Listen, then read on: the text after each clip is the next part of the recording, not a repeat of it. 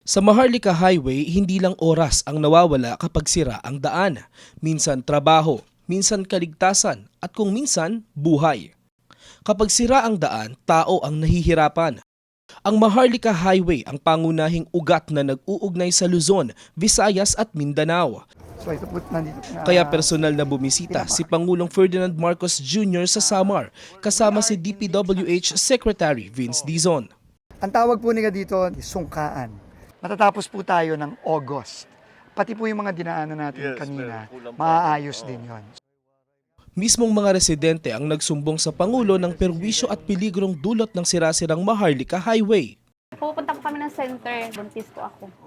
Tapos siyempre, yung mga lubak-lubak nga. Anong nangyari? Sumimplang po talaga. Lahat kami nasakay. Ako sir, ambulance driver ako. Ambulance driver? Oh. Lagpas 2 oras ang pagre-repair namin ng pasyente Katbalogan to Tacloban. Meron pong na-experience si Kuya na may namatay along the way sa ambulansya. Dahil hindi na umabot. Nag-bleeding dahil nga sa malubak. Hindi namin namalayan na patay na pala. Oo. Kasi President, papakita ko lang ho sa inyo. Reinforced concrete na yung ginagamit natin kasi puro truck ang dumadaan. Matibay na lahat. Makapal yung semento. Mas mabilis yung curing time, mga 7 to 14 days na lang instead of 28 days. These are the reinforcements. Opo, ito na ho yung dagdag na reinforcements pa ito. Matagal nang hinihintay ng mga Pilipino ang mas maayos na biyahe.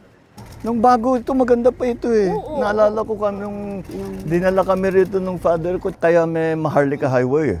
Para meron tayong isang highway mula Apari hanggang Hulo. Yung commercial traffic natin. Sa buong bansa, tuloy-tuloy ang trabaho. Isa-isang inaayos ang mga bagay na magpapagaan sa buhay ng mga Pilipino. Dahil kapag gumaan ng biyahe ng tao, mas mabilis umusad ang buong bayan.